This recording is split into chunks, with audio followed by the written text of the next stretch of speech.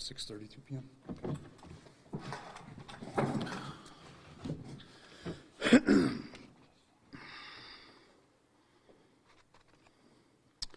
Everybody set? Thanks for taking the ride out. We're here to share a few facts as we have them in front of us. It's with very heavy hearts that we gather here tonight. I think we've proven again that freedom is not free with this horrific crash that occurred here in the town of Mendon. At about 6:32 p.m., we received multiple 911 calls for aircraft in distress. First responders arrived on scene at about the 1300 block of West Bloomfield Road shortly thereafter and did find an aircraft crash. They went into life-saving mode, trying to rescue anybody that could be on that aircraft or in the area, including a grid search, and with New York State Police assets, a helicopter search of the area to see if there's any surviving victims. At this time, we believe 3 souls perished on board of the helicopter. The helicopter does belong to the U.S. National Guard, the New York State National Guard, and we believe the 3 souls on board were members of the National Guard. New York National Guard is en route, and we'll conduct a joint investigation with them and the FAA, and actually we'll be doing the preliminary investigation and turning the primary investigation over to the FAA and the National Guard. We are very grateful for the folks that responded to do the search and rescue to try and save our fallen. We're very grateful to the Monroe County Fire Bureau, the Honeoye Falls Fire, Mendon Fire, the New York State Police, the New York National Guard, and also the MCSO Victims Assistance Units that's trying to work with the families right now.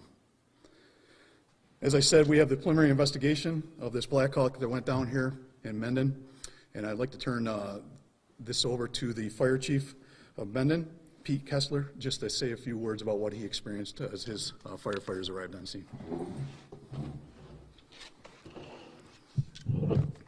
So at 6:32, we got the call for the possible aircraft crash.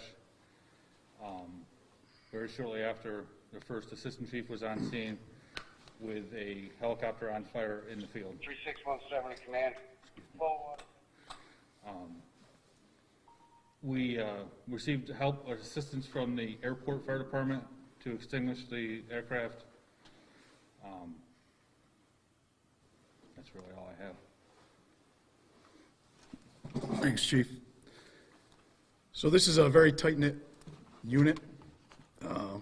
There's a lot of family and a lot of people responding. They are responding to the National Guard Center over at the backside of our airport. The New York National Guard is en route. We've been in contact with them. And like I mentioned earlier, the FAA is all en route and also going to do a joint investigation with us. One more time, I'd just like to reiterate, this is a burden. This is a heavy, heavy burden upon all of us. These are our freedom providers. And again, just showing again that the freedom is not free. We lost 3 great Americans today in the service of our country. So I can answer a few questions, but obviously it's preliminary and we have very few specific details, please. Sure. I was just wondering, from the distress call that you got, was there any indication of what was going on, mechanical failure? Yeah, according to the 911 reports, and again, this is all preliminary, right, subject to change, but there was calls of sputtering sounds of an engine and that the aircraft was flying very low, more low than normal. And then shortly thereafter, reports of crash, the sounding of a crash, and of course, other reports that came in for the crash itself. Do you know if there was any calls to the control tower from the helicopter? No, I don't know that yet. That obviously we've been in contact with the control tower here in Rochester, but we haven't done any backstepping yet. That was more looking forward and making sure we can identify the aircraft and who might have been on board, so we can continue on with our search and rescue. Once we identified how many souls were on board, and we identified that we had those souls with us, we were able to limit, if you will, the search and rescue portion of it. So there was rumors that there were actually 5. That's not true, there was 3? So again, we're waiting for the National Guard to do 100% confirmation. We have been up there with medical staff, we've been up there with first responders, and we're looking at right now, we're reporting 3 souls. The National Guard did put out a statement, so I'll rely on their statement for confirmation of who's actually on board and identification of our great soldiers that were on there. But we'll let them do their job, and that may take a bit of time. Is it safe to assume that they were from Rochester, headed somewhere else? And I don't have the direct flight path of where they were going or where they're coming from, so I don't have that information. Again, we're going to rely on the state police, or excuse me, the New York National Guard to do that. And I seen they put out a statement right before I got here, so I don't know how much detail was in that statement, but they will, sooner or later, Ms. Young and Sergeant Baton will be marrying up with them and doing joint public releases on this. But we're going to rely on the National Guard to get that information out.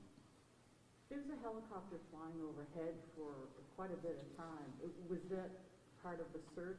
What were they doing? Absolutely. So a couple things. It's the New York State Police helicopter. It's an asset we use all the time here in Monroe County. And the idea there is first of all, can we identify any victims? They're up there with a FLIR unit, just confirming there's no other victims around that may have ejected out of the aircraft. So they're doing quite an extensive search. That in conjunction with the ground searches, the firefighters and other first responders, including deputies, were out on ATVs, out in different types of vehicles, just to confirm if we have any other victims. And then now, as we go into the investigative mode, we're trying to identify the actual path of the aircraft and what the debris field looks like. And it just expanded again as we walked in here. They found more debris further out. So we are going into the investigative mode now and secure as much of the scene as possible, and working with our investigative partners, and probably do a lot more of the investigation when the sun comes up tomorrow morning. Will the FAA get involved? Absolutely, yeah. They'll most likely be the primary in this with